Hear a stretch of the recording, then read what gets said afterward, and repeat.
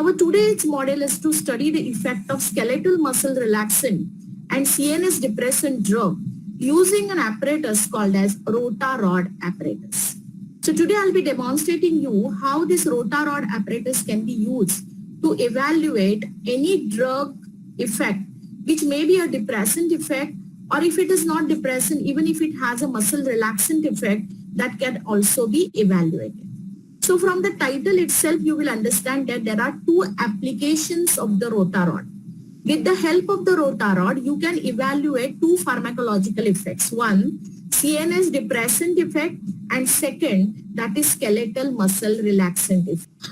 Now, if I have to introduce you to the Rotarod test, this test is called as a Rotarod test. It was developed by Dunham and Meehan in 1957. And therefore, it is one of the oldest method which is used for assess the behavior of the animal under the influence of CNS depressant drugs. It provides a very rapid and a very simple estimation of whether your moiety, which is a novel chemical moiety, which has any effect on neuromuscular coordination. For example, if your drug is like a diazepam, diazepam is a benzodiazepine derivative. And you must have learned in skeletal muscle relaxant, there are two major classes. The first class is peripheral skeletal muscle relaxant, where D-tubocurarine type of the drug fall, pancuronium, and many other type of the drugs which are coming under this category. And second major category is a centrally acting skeletal muscle relaxant. And in centrally acting skeletal muscle relaxant, a prototype of the drug is diazepam. So such type of the drugs which are acting centrally, they are having a depressant effect plus they are having a muscle relaxant effect, can be evaluated by using Rotarod. This test can also be automated with several animals which can be tested at a one time simultaneously on the same rod by putting certain vertical barriers to separate one animal from the other animal. The Rotarod test is considered not only as an initial screen because there are many complex tests such as analysis of the gait behavior. Gait is one of the symptoms associated with Parkinson because in Parkinson, acetylcholine effect exceeds over the dopamine and tonicity of the muscle increases and expressionless face is there. That effect is called as a gait effect. So that require further to define the motor response. Sometimes electrophysiological procedures like electromyograms can also be recorded or coupled with a Rotarod to get more detailed information to characterize the neuromuscular aspect of the drug effect. So it's not necessary that you will be only performing in your research Rotarod. You can couple the Rotarod with some advanced tests and you can go for a detailed investigation also.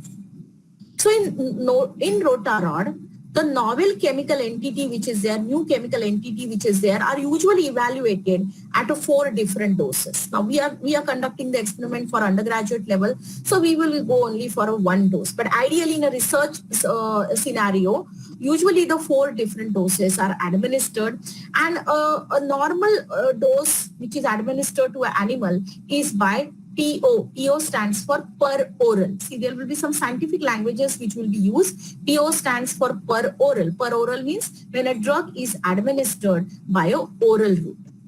When I say drug is administered IP, IP means it is administered intraperitoneal. When I say drug is administered IV, it is administered intravenously.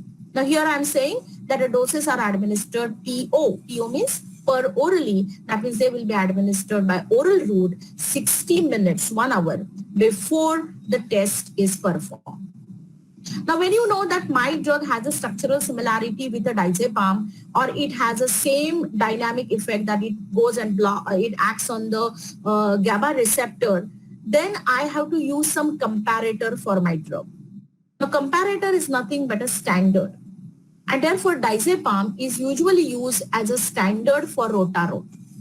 Now, the question arises over here is that why diazepam is used as a standard in a Rotarod test? Because the Rotarod test is used to evaluate 2 effects. One, a depressant effect on the CNS, and second, muscle relaxant effect. And diazepam possesses both the properties. Diazepam produces both pharmacological effects. It has muscle relaxant effect. Yes. Ma'am, can you please repeat? Yeah. I repeat here. See, Rota-Rot test usually is evaluated by using 4 different doses. For undergraduate level, we will be using only 1 dose. And that is administered per orally. What is the meaning of per orally? Per orally means the drug is administered by oral route. No other route is used. The drug is administered by the oral route. Now, when you are using oral route, you have to administer a drug 60 minutes, that is 1 hour before the starting of the test on the Rota-Rot. That is mandatory because you are giving a sufficient latency period after the administration of the drug for absorption of the drug through GIT to pass into the various compartments and then finally reach to the brain, and then the drug will start producing the effect. So when you're giving a drug by the oral route, you have to administer the drug 60 minutes before performing the test.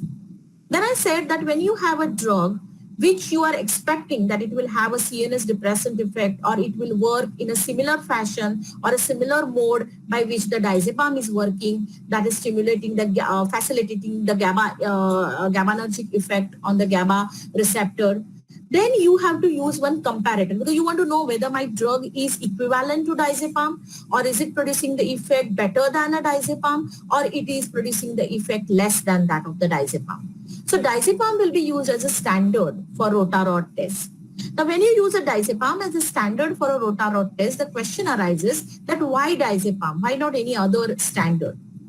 Then the answer is that this test is used for evaluating 2 pharmacological effects. One CNS depressant effect and another skeletal muscle relaxant effect. And diazepam possesses both the effects. It has a sedative activity, so that indicates that it calms down the patient. It has a hypnotic effect. It induces the patient into a sleep and it causes complete relaxation of the skeletal muscle. So here it shows that diazepam has a muscle relaxant activity as well as a CNS depressant effect. So it becomes an ideal drug to be used as a standard for a Rota-Rot test. Am I clear at this point to everyone or anyone has a doubt in the mind? If anyone has a doubt, can raise your query or otherwise I will move ahead. No, ma'am. Okay, Clear, fine. ma'am. Now let us understand a principle of the Rota-Rot test. The Rota-Rot test is widely used to evaluate the effect of the drugs on 3 important parameters. Listen here very carefully. Coordination of the muscles, so motor coordination, whether animal is able to maintain its balance because motor coordination is required to maintain the balance. So balance, and whether he has properly learned the motor activities, motor learning skills. So there are 3 important parameters which are measured: the motor coordination, the balance, and motor learning in rodents. See, these are interdependent parameters. Once the patient or a candidate knows a proper motor coordination, he will be able to maintain his balance and he has learned that motor coordination. That is why he is able to maintain a balance. So there are 3 independent phenomena. Like simply when you are walking, your one hand moves ahead and the other hand moves behind. Have you ever observed that? You never walk with both the hands moving ahead and both the hands moving backward. Why it is? Because you are maintaining a balance of your body. There is a proper coordination between your right and the left hand to maintain a balance. Same way when you are walking, your one leg is moving ahead along with one hand moving ahead and simultaneously the other leg moving behind and the other hand is also moving behind. So this is a proper coordination, and if you lose this coordination, if you try to move with both the legs putting ahead or both the legs putting behind, you will fall down. So this is a proper coordination which will be judged by using a Rota-Rot. So principle of this test is that rat or a mice, which are rodents, are first trained to walk on the rotating rod at a certain speed.